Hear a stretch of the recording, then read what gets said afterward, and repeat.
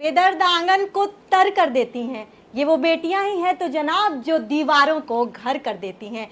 नवरात्रि आप मना रहे हैं, ये 9 दिन माँ दुर्गा आपके साथ साथ कदम मिलाती नजर आएंगी, आप कदम मिलाते नजर आएंगे। कलश की स्थापना आपने अपने घरों में कर दी है और मनोकामनाएं जारी हैं। हर चौक चौराहों पर माँ दुर्गा की प्रतिमा लगने वाली है और आप इंतजार कर रहे हैं कि कब वो मुखड़ा आपको देखने को मिले। लेकिन उससे पहले जब मुखड़ा दिखेगा, उससे पहले एनबी भारत का खास शो आपके सामने आ गया है, जहां पर हम उन महिलाओं को रखेंगे आपके सामने जो हर दिन माँ दुर्गा के साथ ना सिर्फ चल रही हैं बल्कि समाज को आईना भी दिखा रही हैं और माँ दुर्गा के उस आईने को दिखा रही हैं जो कभी माँ दुर्गा ने दिखाया था अपने साथ। हमारे साथ मौजूद हैं बहुत सारी कवित्रियां, उनको जोड़ेंगे, उनसे बहुत सारे तरन्नुम में गीत सुनेंगे और हमारे साथ मौजूद है हमारी सहयोगी रेणु मैम। उनसे बात करते हैं और जानते हैं कि कैसा जाने वाला है ये पूरा नवरात्रि। या देवी सर्वभूतेषु शक्ति रूपेण संस्थिता, नमस्तस्यै नमस्तस्यै नमस्तस्यै नमो नमः। नमस्कार, मैं हूँ रेणु सिंह और आप देख रहे हैं एनबी न्यूज़ भारत। नवरात्र का तीसरा दिन, शक्ति की आराधना का पर्व और चारों ओर जो है उल्लास छाया हुआ है। बात करूं मैं गोरखपुर की, तो गोरखपुर शहर में इन दिनों गरबा, डांडिया से लेकर भक्ति पूजा सब कुछ पूरे अपने चरम पर है। और जब शक्ति की आराधना की बात हो तो हमने नज़र दौड़ाई अपने आसपास कुछ ऐसे चुनिंदा चेहरों की जो स्वयं शक्ति का रूप हैं और हमारे आसपास हैं। आराधना करनी है तो इनके अंदर की शक्तियों को देखें। और आइए हम मिलते हैं हमारे आसपास की गोरखपुर की जानी मानी कवयित्रियों से। हमारे साथ हैं डॉक्टर सत्यमवदा शर्मा जी। नमस्कार मैम। नमस्कार। और हमारे साथ हैं डॉक्टर अनीता पाल सिंह जी और हमारे साथ हैं डॉक्टर सरिता सिंह जी। आप लोग कवयित्री के रूप में तो एक जाने माने चेहरे हैं ही, गोरखपुर क्या पूर्वांचल में ही, साथ ही साथ ये दूसरे प्रोफेशन से भी ताल्लुक़ रखते हैं। जैसे मैं बात करूं अगर सत्यमवदा जी की, तो आप पेशे से अध्यापिका भी हैं और साथ ही साथ एक रचनाकार हैं। तो अब अपनी बातचीत की शुरुआत हम क्यों ना सत्यमवदा जी से करें। सत्यमवदा जी, बहुत बहुत स्वागत है कार्यक्रम में। धन्यवाद। सबसे पहले तो आपसे जानना चाहेंगे कि एक नवरात्र में जब हम शक्ति की बात करते हैं, क्या महिलाओं में इतनी शक्ति होती है कि वो इतने सारे काम एक साथ कर चल सकें? महिलाएं वो शक्ति ही हैं, वो रूप नहीं होती हैं, वो साक्षात शक्ति हैं।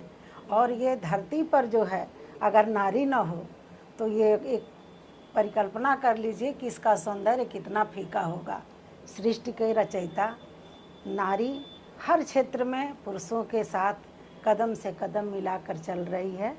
और ये नवरात्र, आजकल नवरात्र का समय है, उत्सव मनाया जा रहा है, तो इसमें हमारी नारी शक्ति और भी प्रबल हो जाती है। हर क्षेत्र की महिलाएं जो है अपना परचम लहरा रही हैं। बात करते हैं परचम की, तो आप एक अध्यापिका हैं और घर में आप घर की जिम्मेदारियों के साथ कैसे रचना के लिए समय निकालती हैं? उससे पहले अपनी रचनाओं के बारे में बताइए, कुछ रचनाएं सुनाइए। जी, बड़ा दुरूह प्रश्न आपने पूछा, लेकिन आपसे बता दें कि जिस क्षेत्र में जिसकी अभिरुचि होती है वो कहीं न कहीं से वो समय आपका निकली जाता है। और कविता लिखने के लिए कोई बहुत पार्टिकुलर समय की ज़रूरत नहीं होती। जब आपके अंदर भाव आ जाए तो अभिव्यक्ति जो है कागज़ पर उतर ही आती है। आइए मैं 4 मिसरे पढ़ती हूँ कि एक दरिया को समंदर भी बना सकती है। नारी शक्ति की आपने बात करी। दरिया को समंदर एक दरिया को समंदर भी बना सकती है, प्यार मनुहार का मंजर भी बना सकती है। एक दरिया को समंदर भी बना सकती है, प्यार मनुहार का मंजर भी बना सकती है। हथेलियों पे जो अक्सर रचाती मेहंदियाँ, हथेलियों पे जो अक्सर रचाती मेहंदियाँ, वक्त आ जाए तो खंजर भी उठा सकती है। वक्त आ जाए तो खंजर भी उठा सकती है।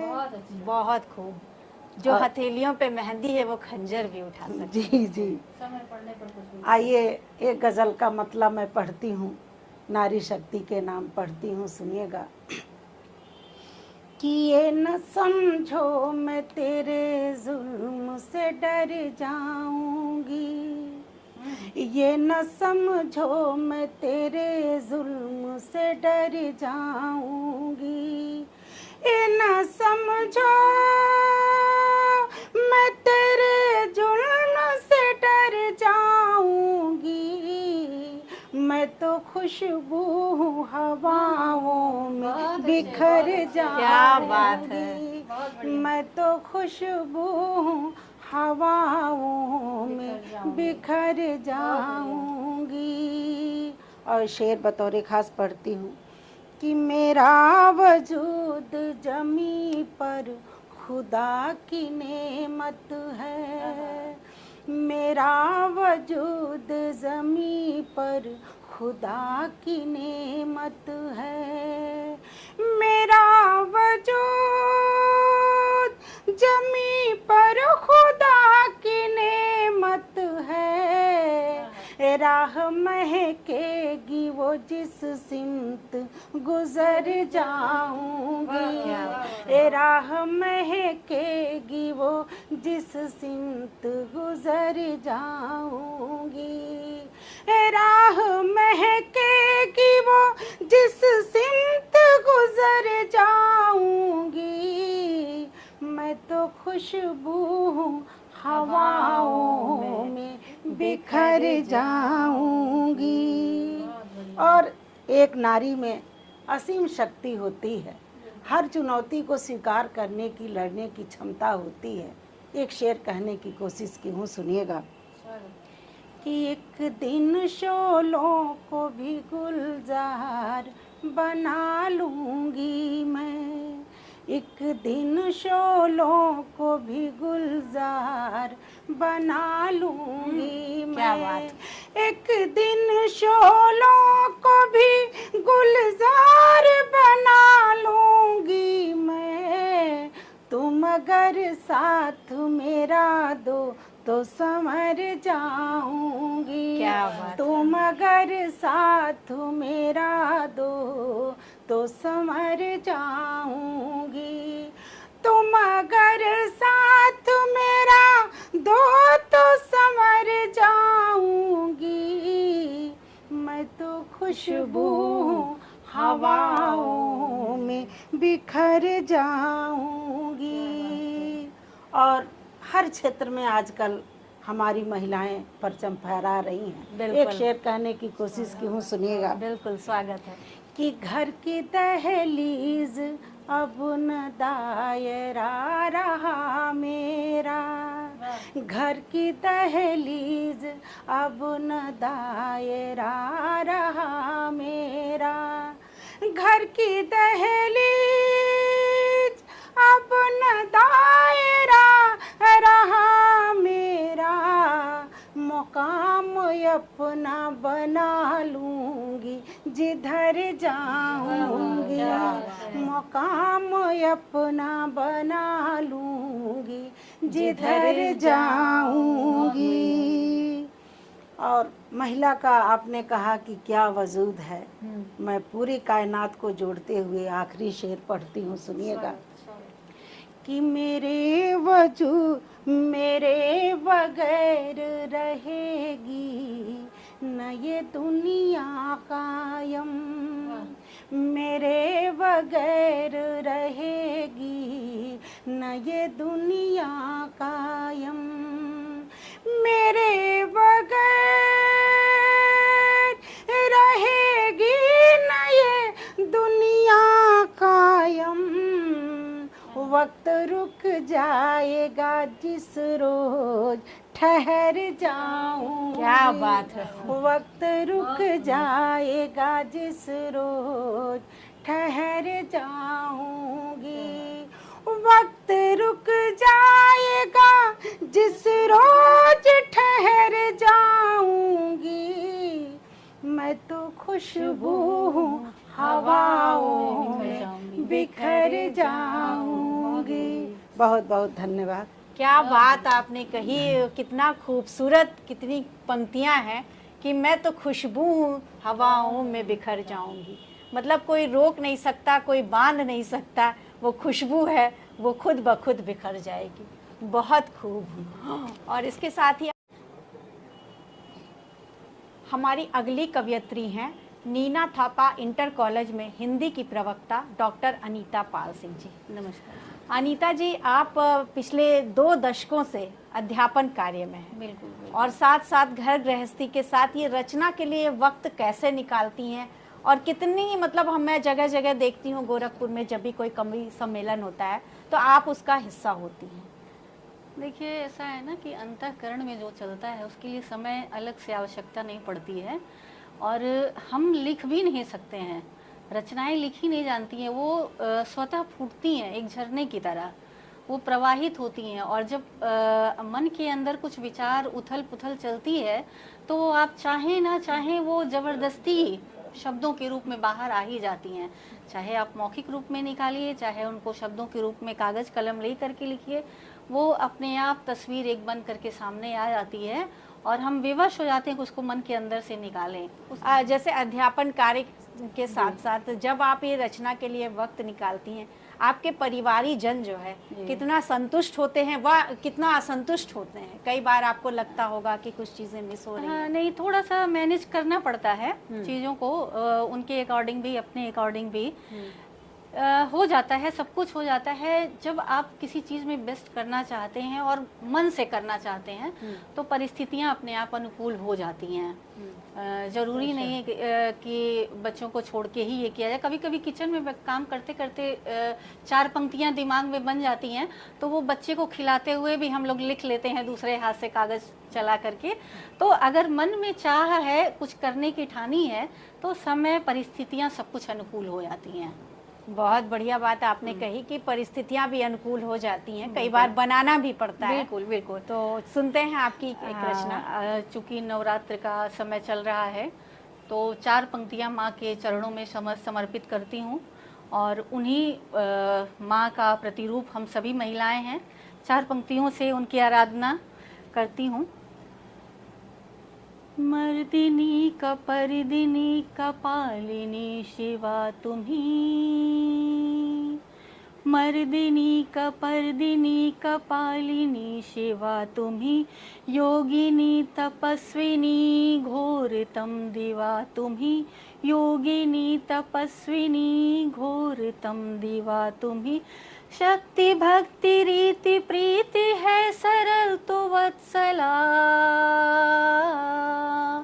शक्ति भक्ति रीति प्रीति है सरल तो वत्सला, है सरल तो वत्सला, है सरल तो वत्सला, कृष्ण की हो बंसुरी भी रुद्र तांडवा तुम्ही, क्या बात है। कृष्ण की हो बंसुरी भी रुद्र तांडवा तुम्ही। माँ के चरणों में 4 पंक्तियाँ समर्पित करने के बाद स्त्री हूँ और उन्हीं माँ का प्रतिनिधित्व करती हूँ। समाज में भी शक्ति के रूप का प्रतिनिधित्व करती हूँ। कहते हैं कि महिलाएं अष्टभुजी होती हैं। अभी आप पूछ रही थी कैसे लिख लेती हैं, तो 8 भुजाएं हो जाती हैं उस समय जब कुछ इच्छा हो जाती है। तो खुद का परिचय देती हूँ 4 पंक्तियों से। थोड़ी थकी हुई हूँ, बेजार नहीं हूँ, थोड़ी थकी हुई हूँ, बेजार नहीं हूँ, चट्टान हूँ एक कांच की दीवार नहीं हूँ, चट्टान हूँ एक कांच की दीवार नहीं हूँ, फितरत में नहीं मेरे बैठूं मैं हार कर, फितरत में नहीं मेरे बैठूं मैं हार कर, पल भर में बदल जाऊं वो किरदार नहीं हूँ, पल भर में बदल जाए वो किरदार नहीं हूँ, थोड़ी थकी हुई हूँ, बेजार नहीं हूँ। और मूलतः मैं क्या सोचती हूँ अंदर से स्त्री के बारे में, स्त्रियों के बारे में अलग अलग विचारधाराएं हैं। स्त्रियों के मन में भी पुरुषों के मन में भी आजकल फेमिनिज्म बहुत ये शब्द चल रहा है। बिल्कुल। तो मेरा व्यक्तिगत रूप से ये मानना है कि जब तक स्त्री और पुरुष, शिव और शक्ति दोनों साथ नहीं आते हैं, तब तक ये सृष्टि का जो समन्वय है वो स्थापित नहीं होता है। और अपनी बात रखते हुए मैं एक तहत में रचना पढ़ती हूँ, उसको सुनिएगा। दहलीज से पाँव बाहर निकालते, दहलीज से पाँव बाहर निकालते, मैं हर बार एक नए किरदार के नकाब में बाहर आ जाती। मैं हर बार एक नए किरदार के नकाब में बाहर आ जाती। अदीबों की महफिल में, अदीबों की महफिल में मैं भी पहन लेती झूठे अदबो कायदे के लिबास, और नकली मुस्कुराहटें ओढ़ बड़े नाजो नखरे के साथ जवाब भी परोसती हूँ। जबकि अंदर से सारे मजम्मतों के सामान से लैस, जबकि अंदर से सारे मजम्मतों के सामान से लैस मैं तबाह कर रही होती इस मायावी दुनिया को। क्या मैं बात। तबाह कर रही होती इस मायावी दुनिया को। कई बार जी चाहता है तोड़ डालूं मैं इस झूठे सेंस ऑफ ह्यूमर के तिलस्म को। कई बार जी चाहता है तोड़ डालूं मैं इस झूठे सेंस ऑफ ह्यूमर के तिलस्म को, और सरेआम कर दूं कि इन हंसी और ठहाकों के बीच कितनी गहरी और काली रातों का काजल बहा है। क्या सरेआम कर क्या दूं बात है। कि कितनी इन हंसी और ठहाकों के बीच कितनी गहरी और काली रातों का काजल बहा है। शफ़ाक किरदारों के शफ़ाक लिबासों के बीच, शफ़ाक किरदारों के शफ़ाक लिबासों के पीछे इन पॉलिश्ड चेहरों में, इन पॉलिश्ड चेहरों पर कितनी दरिंदगी से मासूमियत के कत्ल का इल्ज़ाम है। पर डर जाती हूँ मैं, इसलिए नहीं कि मैं औरत हूँ, बल्कि इसलिए भी कि मेरी दी इन खराशों और खरोचों से अदीबों की महफिलें कहीं किस्सों में न बदल जाएं। हर किरदार छटपटाता, पिघलता, पाँवों में चुभता, कैफियत मांगता। पर वक्त के निशान महफिल में फेंके जुमलों की तरह तैर जाएंगे सैयारों में। हाँ मैं बेशक एक किरदार हूँ, पर हुनर रखती हूँ शफ़ाक अदब की महफिल में तख्ता पलट का। क्या बात। बहुत बहुत धन्यवाद।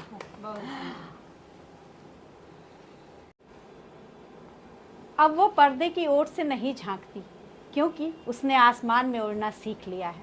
बहुत खूब अनीता पाल सिंह जी।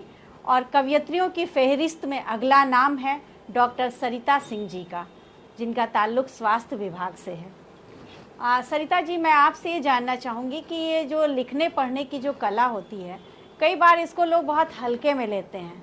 जब हम लोग कुछ लिखते हैं घर पे लिखने पढ़ने के शौकीन, तो लगता है कि ये क्या ऐसा काम है जिसका मतलब व्यर्थ का काम कर रही हो, क्या फालतू काम कर रही हो। तो क्या ऐसी बातें सुननी पड़ी और जी कैसे बिल्कुल, उनका सामना आप सही किया? कह रही हैं और दर्द को आपने छू लिया। जब हम लिखने लगते हैं, चाहे घर परिवार हो, दुनिया समाज हो, एक तो लेखनी उतनी परिपक्व होती नहीं है, क्योंकि बहुत कठिन होता है भाषा बदल के लिखना। और हम कहा जाता ना कि एक लड़की का पूरा जीवन बदल जाता है शादी ब्याह के बाद, क्योंकि जो मायके से जब दहलीज लांघती है और नई ड्योढ़ी जब वो चढ़ती है ससुराल में, तो बहुत सारी परिस्थितियाँ और बहुत सारी जिम्मेदारियों को साथ में लेके चलना पड़ता है। और एक औरत तब दोहरा जीवन जीने पर मजबूर हो जाती है जब भी वो रोजगार में आती है। और वो बहुत सारे दुख तकलीफ़ों और झंझावातों के बीच से ही सरिता की वो कविताएं और वो धार फूटी है। तो मैं उस बात को बताती हूँ उस कविता के रूप में कि औरत की ज़िंदगी क्या है। यूं ही नहीं कहलाती औरत, बड़ा जतन करना होता है। यूं ही नहीं कहलाती औरत, बड़ा जतन करना होता है। एक औरत को औरत होने का बड़ा सहन करना होता है। और घर के घरौंदों को, घर आंगन को उपवन करती औरत। और बिखरे घरौंदों को, घर आंगन को उपवन करती औरत। रोते दिल को समझा कर सब कुछ समतर करना होता है। यही एक क्या औरत बात का है। जीवन है। और मैंने जहाँ से अपनी चढ़ाई शुरू की और नारी सशक्तिकरण, नारियों के बीच में ही 200-250 आशाएं, नम आंगनबाड़ी के बीच में ही मेरा काम रहता है और वहीं से ये कविताएं निकलती, वहीं से दर्द निकलता है। मुझे लगता है कि वो दर्द मेरा है और हर औरत को अपना वो रूप लेना पड़ेगा, जो है काली दुर्गा का रूप लेना पड़ेगा। कोई कृष्ण नहीं आएंगे बचाने आपकी असमत को इस कलयुग में। 4 पंक्तियां देख लीजिए कि मन में धीरज धरना नारी, मन आग नहीं लगने देना। मन में धीरज धरना नारी, मन आग नहीं लगने देना। निज गौरव सम्मान पे किंचित दाग नहीं लगने देना। निज गौरव सम्मान पे किंचित दाग नहीं लगने देना। ओ कृष्ण नहीं आएंगे बचाने कलयुग में असमत तेरी। कृष्ण नहीं आएंगे बचाने कलयुग में असमत तेरी। जीवन चौपड़ में इस तन का कभी भाग नहीं लगने देना। जीवन चौपड़ में इस तन का कभी भाग नहीं लगने देना। तो चूंकि जीवन स्त्री का ऐसे ही होता है और बहुत कुछ सहन करते हुए आगे उसको बढ़ना पड़ता है। 4 पंक्तियां और देख लीजिए कि जमाने में सदा औरत बहुत कुछ है सहन करती। मधुर संबंध का औरत सलीके से जतन करती। मधुर संबंध का औरत सलीके से जतन करती। ओ बिखर जाए भले गुलशन मगर वो नेह से सींचे। बिखर जाए भले गुलशन मगर वो नेह से सींचे। ओ सभी को दे खुशी औरत सदा खुद का हवन करती। क्या बात है। सभी को दे खुशी औरत सदा खुद का हवन करती। और चूंकि माँ का दिन चल रहा है, अम्बे माँ के दरबार में अगर गुहार न लगाऊं तो मुझे लगता है कि नारी का ये रूप जो है अधूरा रह जाएगा। तो चलिए माँ के दरबार में कुछ भोजपुरी की 4 पंक्तियां हो जाएं कि देखिएगा कि हो के सवार बड़का सिरवा पे, जय हो भवानी मैया आइलू हो के सवार बड़का सिरवा पे, जय हो भवानी मैया आइलू हो। कि जगमग जगमग तोहर मंदिर बाबा, भक्तन के दरस देखैलू हो। कि धई के अम्बे भवानी रूपवा तू, महिषासुर मार गिरैलू हो। के तिरकुट भवानी बैठ असनवा पे, ओही से कृपा बरसैलू हो। के तिरकुट भवानी बैठ असनवा पे, ओही से कृपा बरसैलू हो। और सरिता के आंसू पोछ सरवा से, सरिता के आंसू पोछ चरवा से, फूटल किस्मतों कर चमकैलू हो। जय हो भवानी मैया आइलू हो, भक्तन के दरस देखैलू हो। और नवरात्रि का जो वो पर्व होता है, तो जब माँ की मूर्तियाँ जगह जगह चौराहों पर लगती हैं और इंतज़ार रहता है कि कब माँ की जो है वो मुखड़े पर से वो पर्दा हटेगा और वो दिव्य दृष्टि माँ की मिलेगी, तो उस समय क्या भाव होते हैं देखिएगा कि तेरी आभा तेरे मुख से चांदनी सी चमकती है। तेरी आभा तेरे मुख से चांदनी सी चमकती है। मेरे हर एक आंसू में तू मोती सी दमकती है।